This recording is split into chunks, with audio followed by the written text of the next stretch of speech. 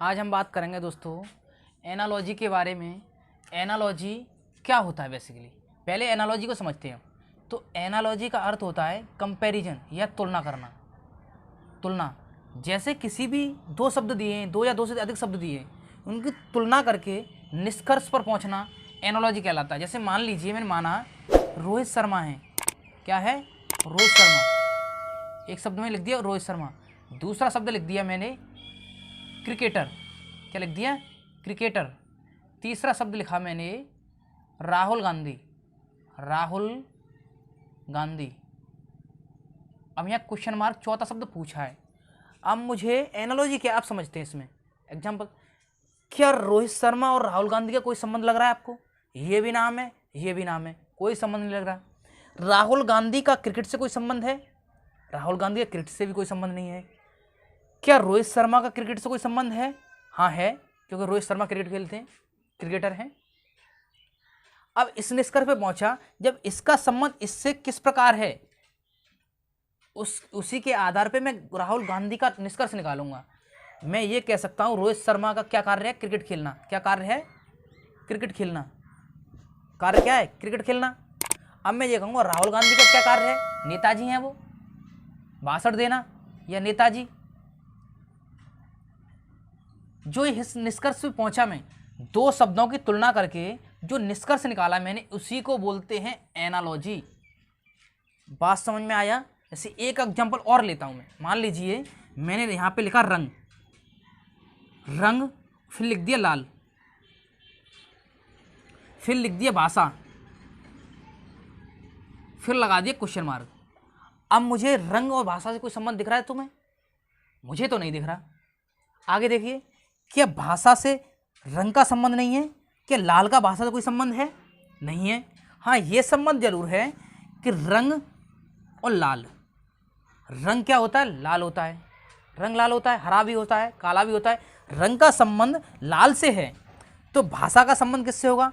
या तो भाषा हमारी अंग्रेजी होगी, ऑप्शन में दिया होगा, अंग्रेजी भाषा होती है, हिंदी भाषा होती है, और भी बहुत सारी भाषा होती हैं। तो क्या समझा मैंने? जो आंसर आएगा हमारा वो अंग्रेजी, हिंदी है मेरे पास। ऊष्मा, ऊष्मा, ऊष्मा का संबंध कैलोरी, क्या है? कैलोरी। फिर मुझे पूछा किसका है? पूछा है ध्वनि का संबंध। अब इसका निष्कर्ष निकालना है। देखिए, अब मैं इस पे पहुंचा, ऊष्मा का ध्वनि से कोई संबंध नहीं। क्या ध्वनि का कैलोरी से कोई संबंध? नहीं। कैलोरी का ऊष्मा से संबंध? हाँ है। क्या है? क्या संबंध है भैया? संबंध है भैया, ये मात्रक है। क्या है? मात्रक। ऊष्मा का मात्रक क्या है? कैलोरी। तो इसी प्रकार मुझे आगे बढ़ना होगा, तो ध्वनि का जो भी मात्रक होगा वही मेरा राइट आंसर होगा। ध्वनि का मात्रक क्या होता है? डेसिबल।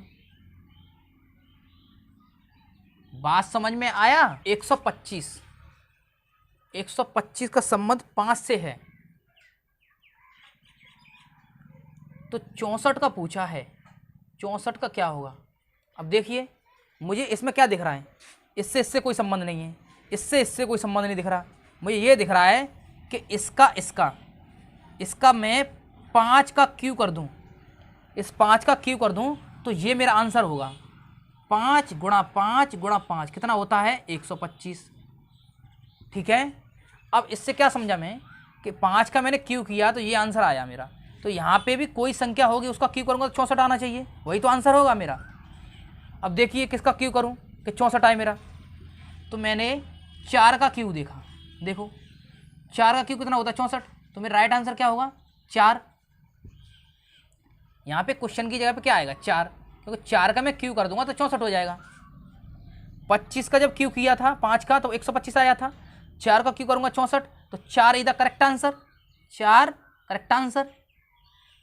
समझ में आया कुछ? हमने ये देखा 5 का क्यू करने पर 125, तो जो भी संख्या होगी उसका मैं क्यू करूंगा तो 64 आना चाहिए, तो 4 का क्यू 64। समझ में आया कुछ? आगे देखते हैं। आगे क्वेश्चन है थोड़ा आपको कठिन भी लग सकता है, मगर समझने का प्रयास करना, ठीक है। एक मिनट, मार्कर चेंज करता हूँ।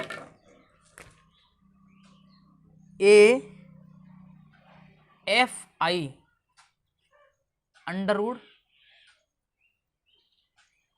में AFI का मतलब दिखा रहा है बराबर M, ठीक है। फिर आगे दिखा रहा है ADD बराबर क्या दिखा रहा है L। फिर पूछा है मुझे ABA का संबंध क्या है। अब मुझे रिलेट करना है किससे, इसका संबंध इससे किस प्रकार है, या इसका संबंध इससे किस प्रकार है। उसी का तो उसी तरह से तो इसका संबंध होगा, दूसरी जो संख्या निकलेगी हमारा जो आंसर आएगा। देखो मैंने ये देखा कि ए कितने पे आता है, जैसे ABCD, तो 1 2 3 इस तरह से कितने पे आता है, A 1 पे, F 6 पे, I 9 पे, बराबर M कितने पे आता है 13 पे। संबंध समझ में आ रहा है कुछ। 13 का वर्ग कितना होता है 169, या 13 का 169 का अंडरवुड कितना होता है 13। बात समझ में आई कुछ। इसी तरह से देखो अगला, तो ADD यही है ना, तो इसका निकालना है ADD का, तो 144 कितना आया L आ रहा है, तो L कितना होता है 12। क्या संबंध समझ में आया कि हम 12 का वर्ग कितना होता है 144, या 144 का अंडरवुड कितना होता है 12। समझ में आया। अब पूछा किसका है, मुझे पूछा है ABA यानी कि 1 to 1 121। अब मुझे पता है कितने का अंडरवुड होता है ये 11 का। 11 का मैं वर्ग कर दूंगा तो 121 आएगा। ये 121 का अंडरवुड 11 होता है। और 11 कितने पे आता है ऑप्शन में देखेंगे, इसमें ऑप्शन में दिया होगा A बराबर, जैसे मान लो ए ऑप्शन दिया है K, B ऑप्शन दिया है M, सी ऑप्शन दिया है 6 और D ऑप्शन दिया है 8। अब देखना है, अब मुझे ऑप्शन दिया है तो 11 नहीं है ऑप्शन में, 8 नहीं है ऑप्शन में, K 11 और K, हाँ इस तरह से देखो 13 को हमने M लिखा था, L को 12 लिखा था, तो 11 को क्या लिखूंगा K लिखूंगा। K is the correct answer. K पे टिक मार दूंगा। देखो दिया है 64 4 क्वेश्चन मार्क और 9। अब देखना है संबंध। देखो ये क्या है, इसका इससे क्या संबंध है, इसका इससे ये संबंध है कि 4 का मैंने क्या किया Q, कितना होगा 64। 4 का किया Q तो कितना होगा 64। Q करूँ 9 का Q कर दूँ कितना आएगा, जो भी आएगा वही आंसर होगा। 9 का Q कितना होता है मेरा 729, क्योंकि 4 का Q किया 64 आया, 9 का Q किया 729 सीधा करेक्ट आंसर। अगला देखते हैं।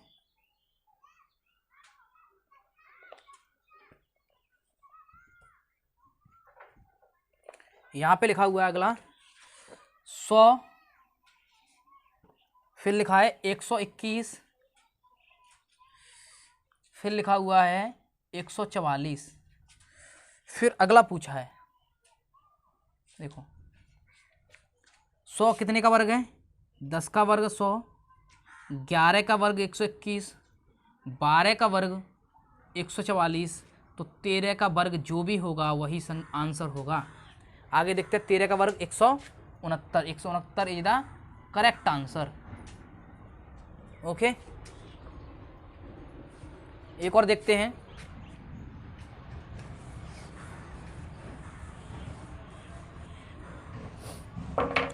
सवाल है, अगला सवाल है 1/9 1/81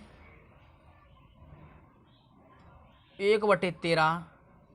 अब आगे पूछा है, अब देखो इसका इससे संबंध कुछ नहीं है, इसका इससे क्या संबंध है कि ऊपर वाली संख्या वैसी की वैसी लिखी है उसने, यहाँ पे वर्ग कर दिया है।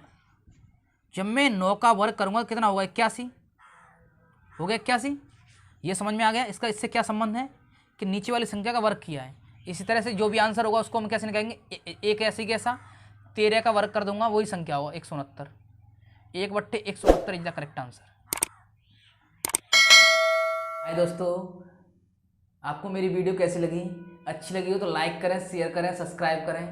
पहली वीडियो थी इसलिए थोड़ा हेजिटेशन हुआ है, आगे से ऐसा नहीं होगा। आपको अच्छे से अच्छे कंटेंट देने की कोशिश करूँगा, अपना बेस्ट देने की कोशिश करूँगा। जय हिंद, जय भारत।